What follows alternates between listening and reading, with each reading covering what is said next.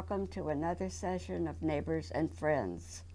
I'm Elsie Vega here at the studio at the Senior Center. And our guest today is Dana Vander Heide. Dana is a first-year medical student at the University of Iowa School of Medicine. And she's president of a group over there. I'll let you tell us where you're from, Dana, and what the group is.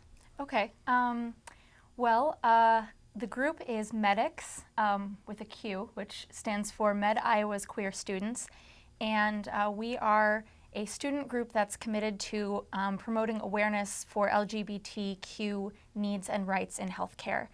The group was started in about 2008 or 2009 by a medical student by the name of Katie Mborick, and she is actually one of the attending physicians in family medicine now, and she is now our faculty advisor.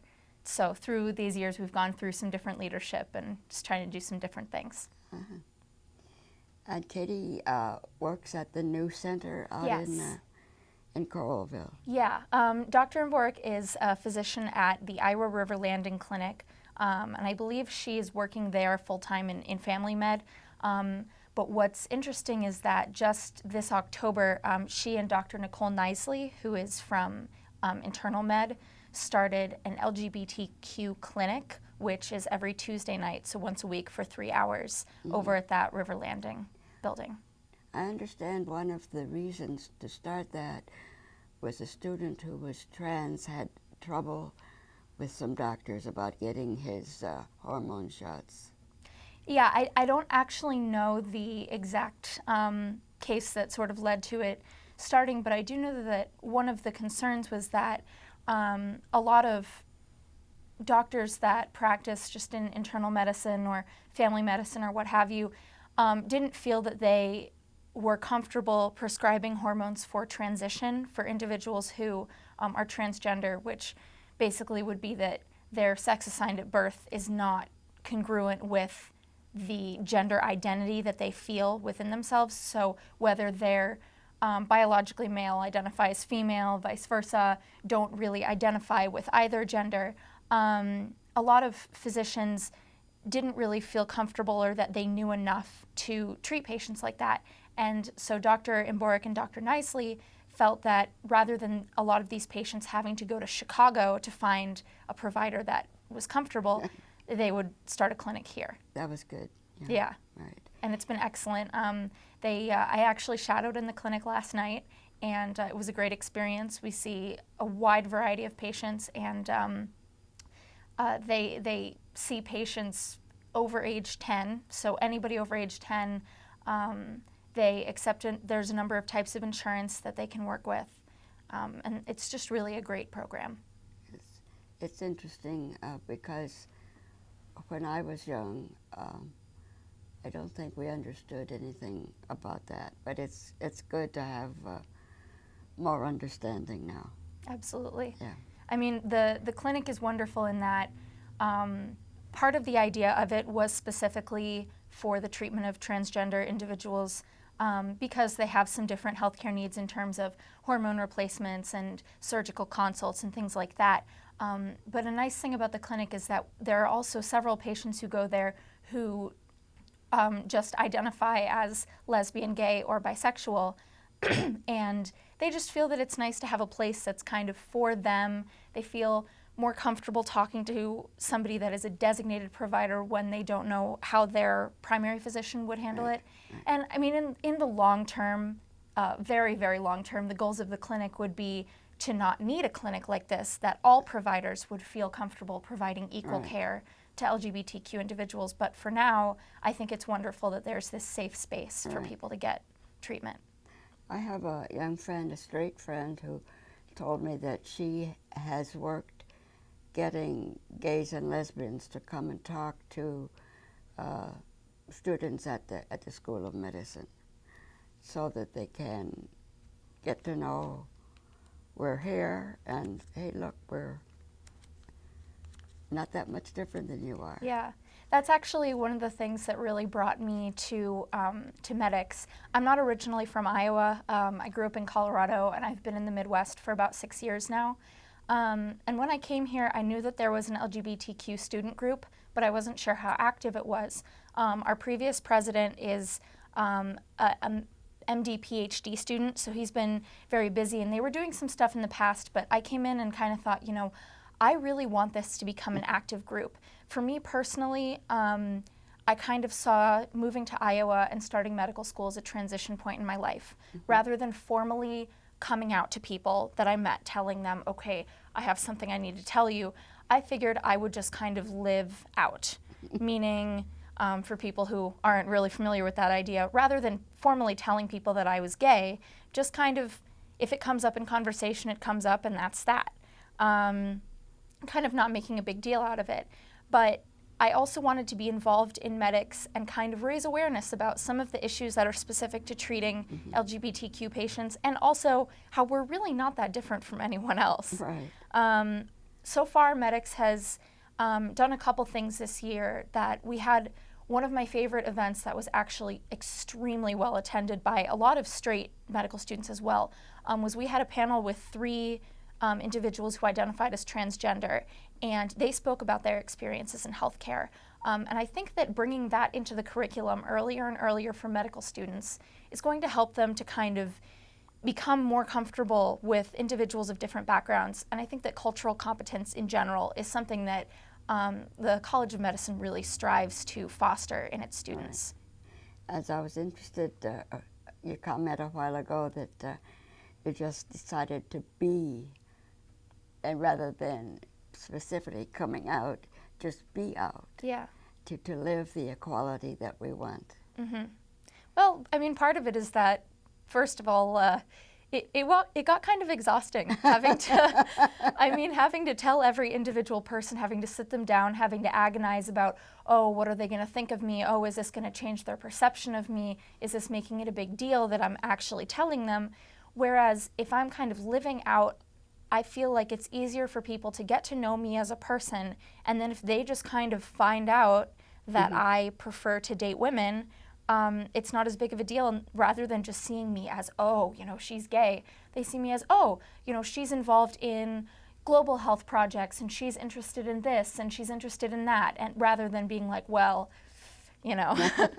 So, and that's I think something that I'm really trying to sort of live out and show to other people. One of the things that we are really hopeful that MEDIQS can be is a safe space, because something that we are extremely aware of, and also extremely aware of with the clinic, is that coming out is not something that someone does necessarily in their teens or their early 20s.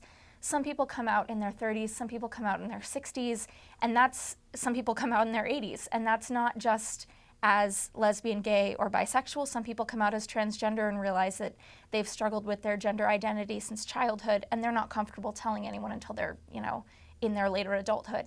And so one of our goals as a group is to kind of show people, we will take you at whatever stage of your own process you're in. And kind of showing people that, it's okay, whatever you're personally feeling or dealing with, we're an accepting group to talk to you about that. I've been very lucky at my age. I have a lot of medical care, and I feel comfortable with all of my doctors, my general doctor, my specialists, and they know who I am. It mystifies some people, I think, because they know me as a mother and grandmother. And though I knew I was a lesbian, had a beautiful little relationship a couple of years, my last couple of years of high school. I went off to college and she went off and got married, and so life is life. But knowing that about myself, I still knew that I wanted to be a mother. Well, that many decades ago, there was no doctor and sperm donors to help you. Right. So I got married. and eventually divorced the man so that he could get himself a genuinely heterosexual woman and I could stop pretending. But so my doctors know that I'm a mother and a grandmother, but they also know that I'm a lesbian. And I doctor over at the university hospitals and clinics, and the doctors that I deal with, I find them all comfortable with who I am, for which I'm very glad.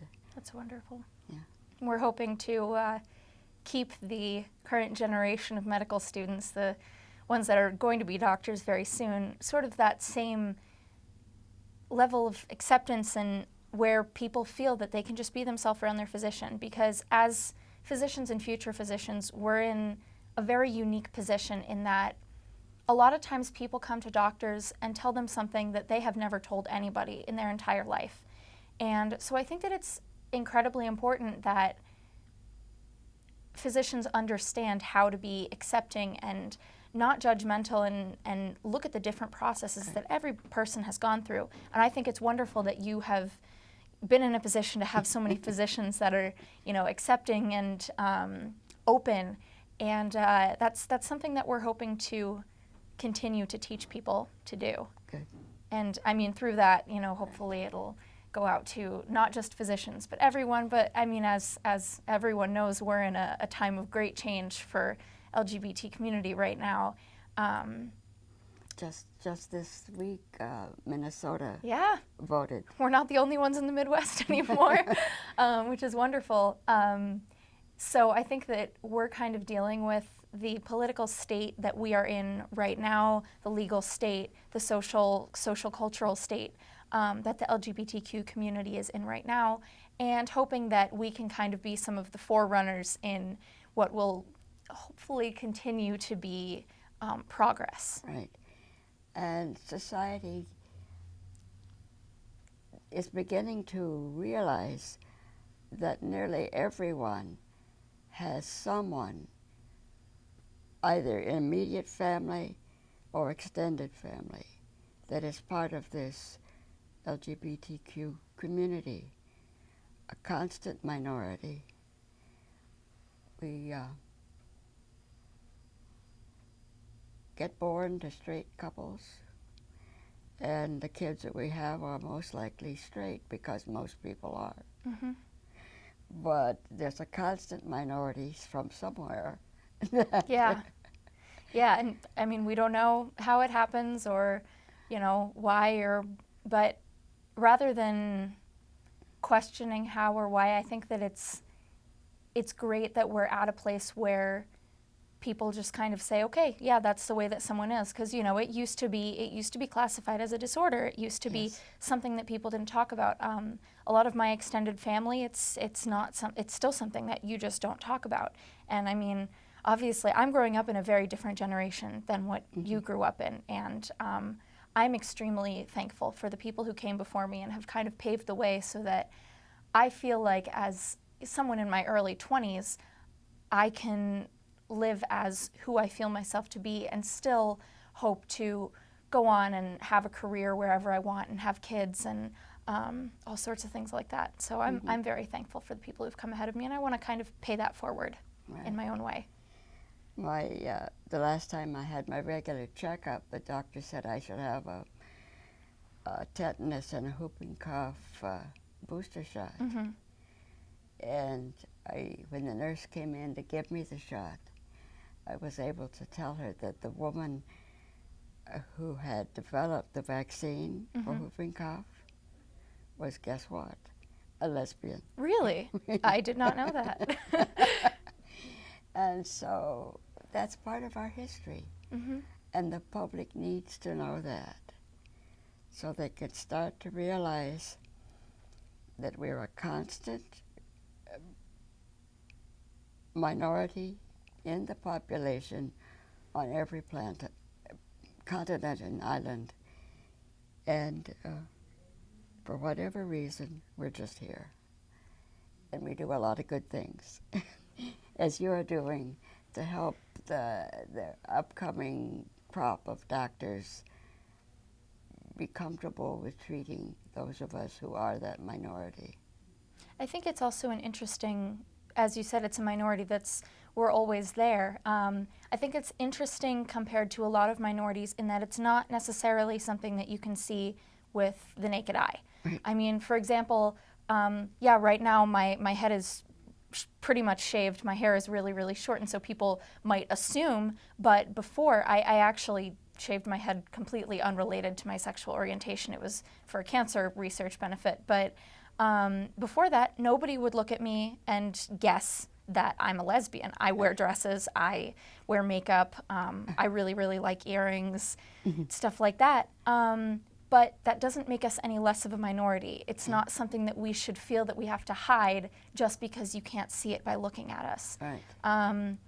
So I think that there's a lot of great things going on right now, and I think that people are finally starting to realize, you know, maybe I do have neighbors and friends and family and coworkers that are gay, and I don't necessarily know it, but I think that when later on, it kind of makes it easier to say, oh, well, they're really just like everyone else, you know? Right. And I think that it hasn't been like that for a long time, but I think it's becoming more like that now. It's very interesting, both in a social area, such as medicine or any other profession, and within our churches. I firmly believe in separation of church and state, but I am just appalled at my own denomination for wanting to tell me they'll gladly accept my tithe, but if I felt a call to ministry, they couldn't ordain me. Yeah, it's Big deal. yeah. Yeah. I mean, I was fortunate to meet Elsie at last week, the Affirmed by Love symposium, talking about the state of gay marriage and gay rights and DOMA and the church. And we had a keynote speaker, Bishop Gene Robinson, who was the first openly gay ordained bishop in the Episcopal Church. And I think I agree with you on separation of church and state, but I think that it's wonderful that so many, I think that a lot of the prejudice, not all of it obviously, but a lot of the prejudice that's come in the past is because of what the church tells us. And there are so many more churches now that do accept this and say, you know, God made people this way. And one thing that spoke volumes to me is that Bishop Robinson said that his mother believes, I believe he's in his late 60s, and when he came out to his mother in his 30s or 40s, she's kind of come to believe that he was put on this earth by God to kind of change the way that people see gay people. And I thought that that was amazing. And it was like, not only is it not saying that, you know, we're an abomination, but some believe that God actually put us here to do a specific purpose. And that's something that I try and remind myself and tell others. I mean, I go to church every week. I've been very, very blessed to find actually 2 churches in the Iowa City community that are extremely, extremely accepting, and I know of others, but obviously I can't go to, you know, 5 or 6 churches. But I think that there's changes going everywhere, and within what I'm doing within MEDIQS, trying to keep it within sort of my reach, but at the same time, it's hard not to want to reach out and be like, oh, well, there's this and there's this and all these things. So. Right, there are so many things we could be involved in, but each one of us has only about so much energy. Right, especially with school and all that. Got to take care of ourselves to keep our own health up. Yes, absolutely. I have to tell myself that a lot. Yes, definitely. Yeah, but I think that I've been really, really lucky to be at the University of Iowa, to be in Iowa City. I think that a lot of people think of Iowa and the Midwest in general as sort of, you know, flyover country, or people are, you know, conservative, or there's no gay people in the Midwest or anything like that. And I think that I actually received an email yesterday from a student who was thinking about attending the College of Medicine this coming fall, and he asked, I'm not from the Midwest, and I'm a little apprehensive. What's it like, the LGBT community? And I was able to email him back. I mean, it was this email that just ended up being so long because I told him about the clinic, I told him about the churches, I told him about there's at least 5 or 6 student groups on campus dedicated to LGBT inclusion and rights. And just looking at it, I thought to myself, wow, I've ended up in this place that is so dedicated to the inclusion of people, and I just think it's amazing the directions that we're headed in. Right. I had to laugh at an email I got about my own denomination, and this one preacher suggested that those who believe that it's okay to be gay should just break off. And those of us who don't believe that, we'll break off and have our own church. And I laughed and I thought, man, what you don't realize is that 10, 12 years from now, 15 years maybe, half of the children you've got in that anti-gay section are going to say, Mom, Dad, I'm gay. So you're not going to get away from gay people. Right. They always try. I mean, perfect example is my own grandmother. She lives in Montreal. She will be 94 in August, and she was one of 8 children raised in a very, very Roman Catholic family, and at least one of her sisters, we think, was LGBT, was a lesbian. And I mean, I'm not sure exactly, she's unfortunately passed away, but my grandmother, it was funny, I told my parents and I told my brother, and then a couple years later, my grandmother asked me, she said, because I'd never talked about boyfriends or anything, and she asked me, do you think are you interested in boys? And I said, well, no. And she said, let me ask you, and she was 92, I believe, or 93 at the time, are you interested in girls? And I said, well, yeah. And she goes, okay. And that was that. Wow. And it was just kind of the idea that people are becoming aware that this, like you said, this is not something that is new to this generation. There have been gay people, there will always be gay people. Right. And I think that it's wonderful that it's becoming more widely accepted that someone doesn't necessarily just have to have a roommate and that's it anymore. Right. They can understand us as normally wanting an intimate relationship. Mm-hmm.